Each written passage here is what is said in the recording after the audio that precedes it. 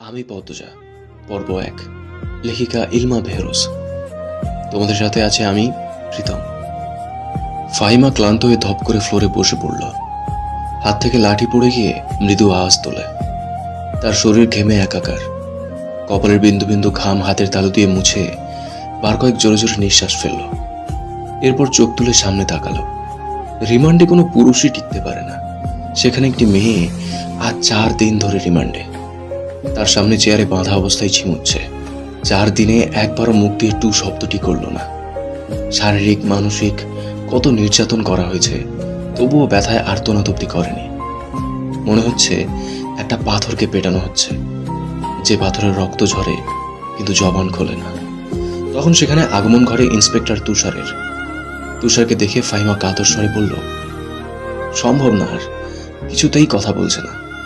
তুষার অভিজ্ঞ চোখে মেয়েটিকে 2-1 সেকেন্ড দেখল, এরপর গম্ভীর কণ্ঠে ফাহিমাকে বলল, আপনি যান। ফাহিমা এলোমেলো পা ফেলে চলে যায়। তুষার একটা চেয়ার নিয়ে মেয়েটির সামনে বসল। বেশ কিছুক্ষণ চুপ থেকে বলল, আপনার সাথে আজ আমার প্রথম দেখা। মেয়েটি কিছু বলল না, তাকালো না। তুষার মেয়েটির দিকে সূক্ষ্ম দৃষ্টি মেলে তাকালো, বলল, মা বাবাকে মনে পড়ে? মেয়েটি চোখ তুলে তাকায়, ঘোলাটে চোখ, কাটা ঠোঁট থেকে রক্ত ঝরছে, চোখের চারপাশ গাঢ় কালো, চোখ দুটি লাল। মুখের এমন রং রিমান্ডে আসা সব আসামির হয়। তুষার মুখের প্রকাশভঙ্গি আগের অবস্থানে রেখেই আবারও প্রশ্ন করল, মা বাবাকে মনে পড়ে? মেয়েটি মাথা নাড়ায়, মনে পড়ে তার। তুষার একটু ঝোঁকে। মেয়েটি অসহায় দৃষ্টি মেলে তাকায়। তুষার মেয়েটির হাতের বাঁধন খুলে দিয়ে নির্বিকার ভঙ্গিতে প্রশ্ন ছুড়ল, নাম কি? যদিও তুষার মেয়েটির নাম সহ পুরো ডিটেলস জানে, তবুও জিজ্ঞাসা করল। তার মনে হচ্ছে মেয়েটি কথা বলবে। সত্যি তাই হলো। মেয়েটি ভারাক্রান্ত কণ্ঠে নিজের নাম উচ্চারণ করল, পদ্ম। আমি আমি পদ্মজা। পদ্মজা হেলে পড়ে তুষারের ওপর। তুষার দ্রুত ধরে ফেলল। উঁচু কণ্ঠে ফাহিমাকে ডাকল, মিস ফাহিমা, দ্রুত এদিকে আসুন। ফাহিমা সহ আরো 2জন দ্রুত পায়ে ছুটে আসে। 1989 সাল। সকাল সকাল রশিদ ঘটকের আগমনে হেমলতা ভীষণ বিরক্ত হন।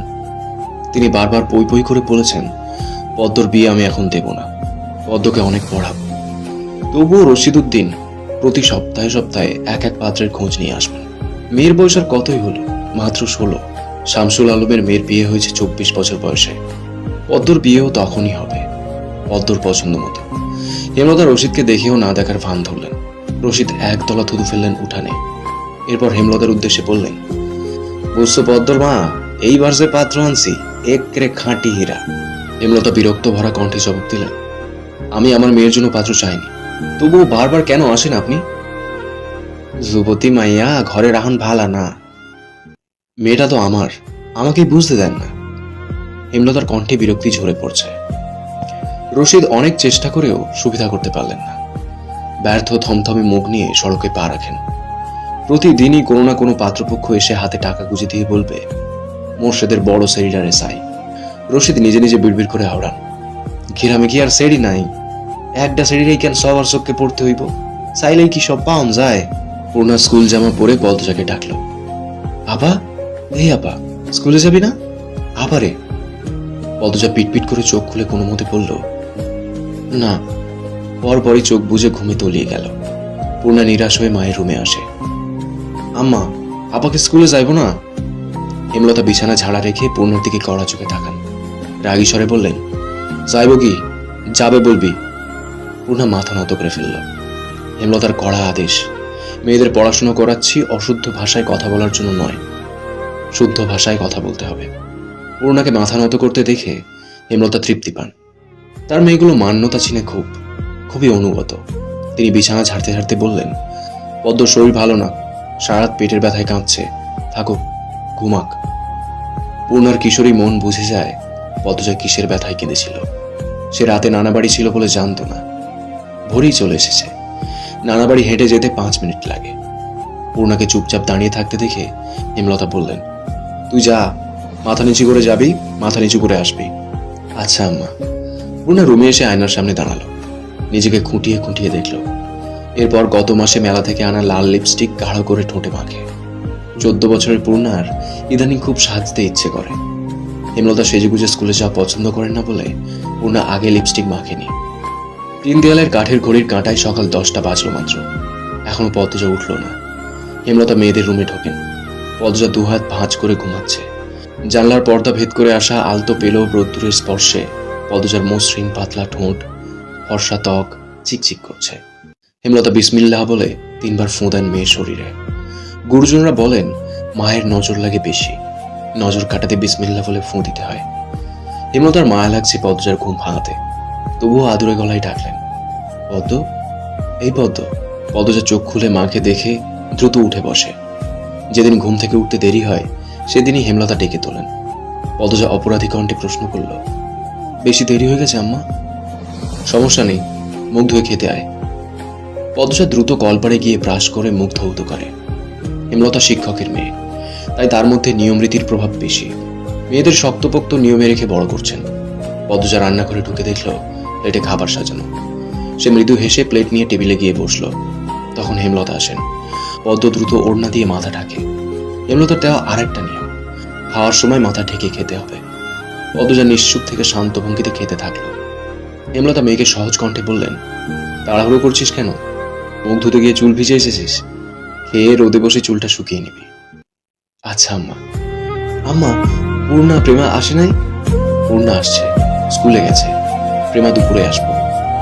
আব্বা কবে আসবেন? পদ্মজার প্রশ্নে হেমলতা দাঁড়িয়ে পড়লেন। শুকনো গলায় জবাব দেন, জানি না, খাওয়ার সময় কথা বলতে নেই। হেমলতা চলে গেলেই পদ্মজার চোখ থেকে টুক করে 1 ফোঁটা জল পড়ে বাঁধে। পদ্মজা দ্রুত হাতের উল্টো পাশ দিয়ে চোখের জল মুছে। পদ্মজার জীবনে জন্মদাতা আছে ঠিকই, কিন্তু জন্মদাতার আদর নেই। সে জানে না তার দোষটা কি, কেন নিজের বাবা বাকি বোনদের আদর করলেও তাকে করে। কথা অব্দি বলেন না। 2 বার মাকে জিজ্ঞাসা করেছে সে, আমি কি তোমাদের সত্যিকার মেয়ে আম্মা? সন্তান হয় না বলে কি দত্ত কিনেছিলে? আব্বা কেন আমাকে এত অবহেলা করে? ও আম্মা, বলো না। হেমলতা নিশ্চুপ থাকে। অনেকক্ষণ পর বলেন, তুই আমার গর্ভের সন্তান, আর তোর বাবারই মেয়ে। এখন যা, পড়তে বস, অনেক পড়তে হবে তোর। ব্যাস এইটুকুই, এর বেশি কিছু বলেন না হেমলতা। পদ্মজার কেন জানি মনে হয় একদিন হেমলতা নিজে থেকে খুব গোপন কোনো কথা বলবেন, তবে সেটা যেন সহ্য করার মতো হয়। এই দোয়াই সারাক্ষণ করে সে।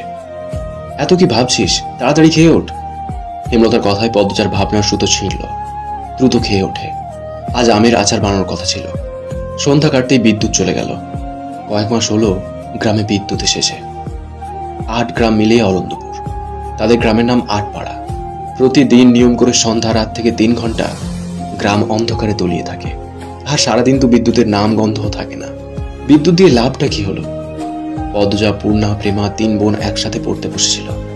বাড়ি অন্ধকার হতেই 9 বছরের প্রেমা খামচে ধরে পদ্মজার ওড়না। পদ্মজা মৃদু স্বরে ডাকলো, আম্মা, আম্মা, আয়, টর্চ নিয়ে যা। হেমলতার আহ্বানে পদ্মজা উঠে দাঁড়ালো। প্রেমা অন্ধকার খুব ভয় পায়। পদ্মজার ওড়না ছেড়ে পূর্ণার হাত চেপে ধরে। টর্চ নিয়ে রুমে ঢোকার মুহূর্তে পদ্মজা গেট খোলার আওয়াজ পেল। উঁকি দিয়ে হানিফকে দেখে সে দ্রুত রুমে ঢুকে পড়ল। হানিফ পদ্মজার সৎ মামা।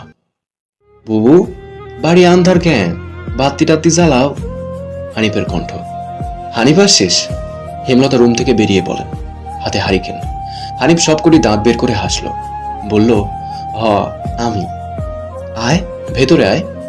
হানিফ বারান্দা পেরিয়ে বড় ঘরে ঢুকে বলল, তোমার সেরিগুলান কইতে?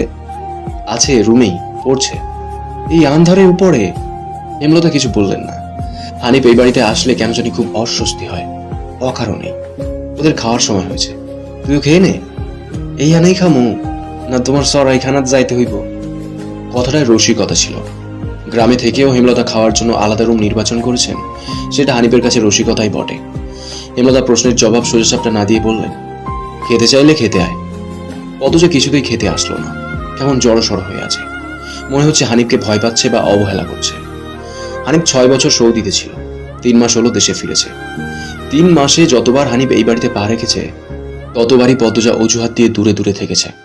হেমলতার বিচক্ষণ মস্তিষ্ক মুহূর্তে ভেবে নিল অনেক কিছু, তাই জোর করলেন না। আজ এই লুকোচুরির ফয়সালা হবে। হানিফ পদ্মজাকে দেখার জন্য অনেক ছলচাতুরি করলো, কিছুতেই সুযোগ পেল না। বিদ্যুৎ আসার ঘণ্টাখানেক পর হানিফ চলে যায়। পূর্ণা প্রেমা রুমে ঢুকতেই পদ্মজা ঝাঁপিয়ে পড়ে। রুদ্ধশ্বাস কণ্ঠে বলল, কতবার না করেছি, লোকটার পাশে বেশিক্ষণ না থাকতে? তোরা কেন শুনিস না আমার কথা? পূর্ণা ও প্রেমা বিস্ময়ে হতবিহ্বল। পদ্মজা কখনো তাদের এমন নিষেধ দেয়নি, তাহলে এখন কেন এমন বলছে? হেমলতা রুমে ঢুকতেই পদ্মজা চুপসে গেল। পদ্ম, আমার রুমে আয়। মায়ের এমন কঠিন কণ্ঠ শুনে পদ্মজার কলিজা শুকিয়ে আসে। হেমলতা নিজের ঘরে চলে যান।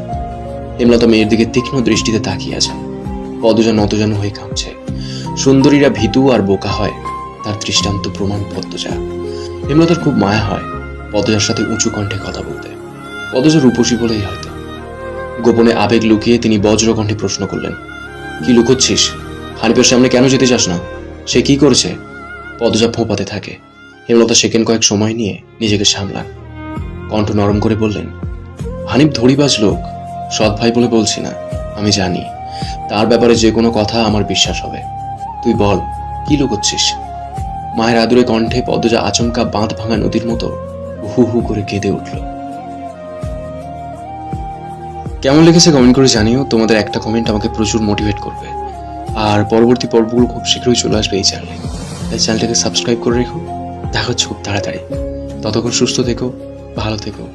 Thank you.